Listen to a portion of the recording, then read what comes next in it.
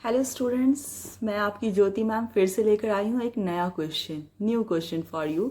And what is that question? Let's board, what are the importance of variation? Question directly they can be asked in your examination, right? आपके exam में directly पूछा जा सकता है कि what are the importance of variation. Variation term क्या है, इसको बहुत आराम से समझते हैं। मैंने प्रीवियस वीडियो में आपको बताया है कि डीएनए रेप्लिकेट करके न्यू डीएनए का फॉर्मेशन करता है, बट कहीं ना कहीं कुछ चेंजेस रहते हैं, कुछ तो चेंज होता है जिसकी वजह से क्या हो जाता है, वेरिएशन होता है। या हायर ऑर्गेनिज्म एक प्रोसेस है रिकम्बिनेशन, जहां मेल एंड फीमेल के क्रोमोसोम्स एक दूसरे के साथ रिकम्बिनेशन करते हैं। रिकम्बिनेशन मतलब कहीं पे कुछ ऐड हुआ, कुछ कहीं पे डिलीट हुआ, राइट? तो ये जो चीज़ें हैं ये वेरिएशंस लेकर आती है, वेरिएशंस क्रिएट करती है। ये लोअर ऑर्गेनिजम्स में भी हैं, हायर ऑर्गेनिजम्स।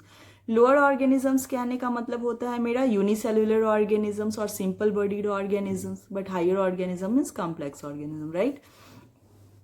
तो वेरिएशन किसी भी लिविंग ऑर्गेनिज्म में हो सकता है। अब आपका क्वेश्चन क्या पूछता है एग्जाम में कि वेरिएशन का इम्पॉर्टेंस क्या है, वेरिएशन का आखिर सिमिलैरिटी। मान लीजिए अगर कोई ऑफस्प्रिंग, कोई चिल्ड्रन एग्जैक्ट अपने पेरेंट्स की तरह नहीं है, तो फिर इसका क्या बेनिफिट है? तब तो वो बहुत ज़्यादा बेनिफिट है या नहीं, कुछ समझ में नहीं आता। आप इसको ऐसे समझिए, जस्ट इमेजिन एक क्लास है, 10 स्टूडेंट की क्लास है, ठीक है? 10 स्टूडेंट की क्लास है और वो एक जैसी क्लास है, सिमिलर क्लास है, मीन्स कि सबके सब टॉपर हैं। हेलो स्टूडेंट्स, मैं आपकी ज्योति मैम फिर से लेकर आई हूँ एक नया question, new question for you. And what is that question? Let's board, what are the importance of variation? Question directly they can be asked in your examination, right? आपके exam में डायरेक्टली पूछा जा सकता है कि what are the importance of variation. Variation term क्या है, इसको बहुत आराम से समझते हैं। मैंने प्रीवियस वीडियो में आपको बताया है कि डीएनए रेप्लिकेट करके न्यू डीएनए का फॉर्मेशन करता है, बट कहीं ना कहीं कुछ चेंजेस रहते हैं, कुछ तो चेंज होता है जिसकी वजह से क्या हो जाता है, वेरिएशन होता है।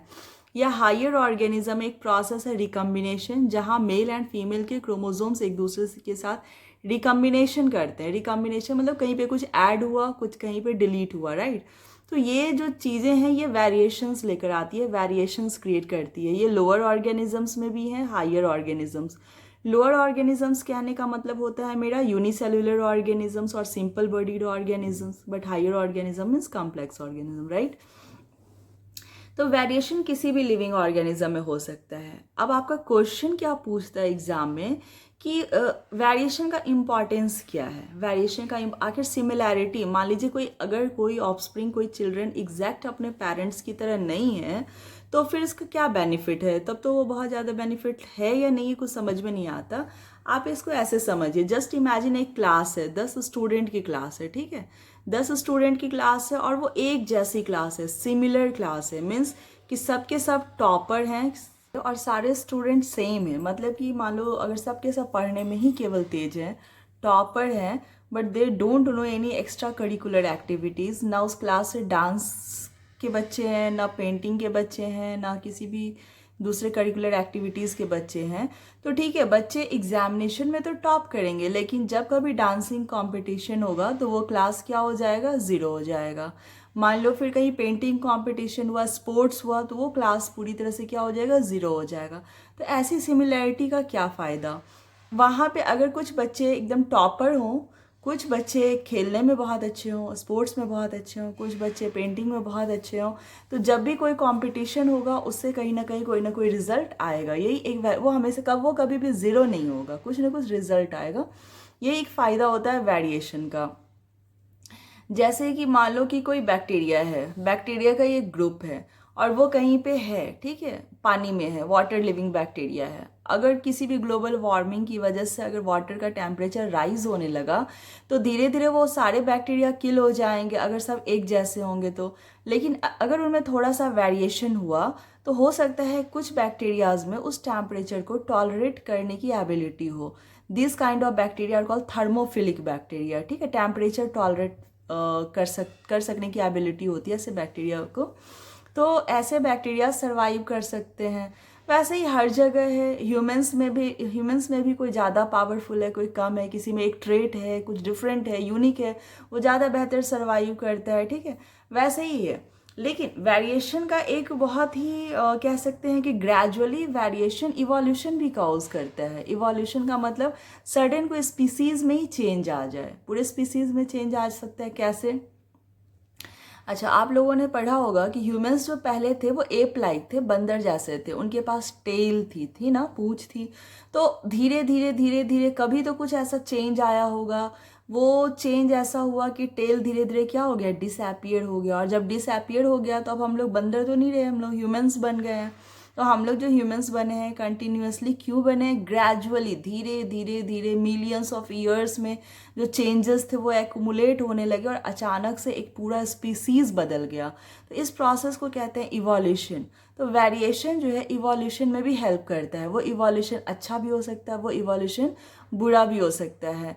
मान लो कि कोई बैक्टीरिया है या कोई लोअर ऑर्गेनिज्म है, कुछ ऐसा उसमें डीएनए में चेंज आ गया कि वो सर्वाइव ही नहीं कर सका, तो वो उसके लिए एक अच्छा चेंज नहीं है।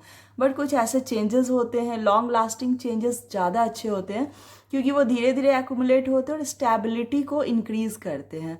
हमेशा वेरिएशन ऑर्गेनिजम्स को स्टेबल बनाता है। मान लो कि इन्वायरमेंट में कुछ फ्लक्चुएशन है, कुछ अप्स एंड डाउन है, टेम्परेचर बढ़ रहा है या ठंड बहुत ज़्यादा बढ़ रही है, हो सकता है कुछ की डेथ हो जाए, बट जिनमें सर्वाइव करने की एबिलिटी होगी, कुछ उनके जीन में कुछ वेरिएशंस होंगे जो उनको पहले वाले से ज़्यादा स्टेबल, ज़्यादा स्ट्रॉन्गर बना रहे हैं, तो वो सर्वाइव करेंगे।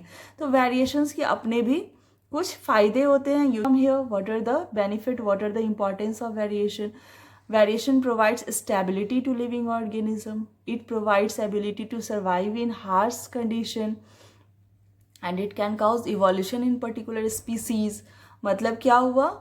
स्टेबल हो रहा है, वो स्टेबिलिटी मतलब उसमें जो चेंजेस आ रहे हैं वो उसको उसके एनवायरनमेंट में स्टेबल बना रहा है। दूसरा, उसको अडेप्टेशन दे रहा है कि किसी भी हार्श कंडीशन में सर्वाइव कर गया, मतलब उसमें अडेप्टेशन राइज हो रहा है।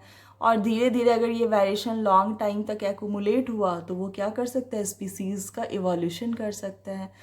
आई होप कि आप सबको ये चीज़ समझ में आ गया होगा। अगर समझ में आ गया है तो लाइक, कमेंट और शेयर ज़रूर करें। Thank you class.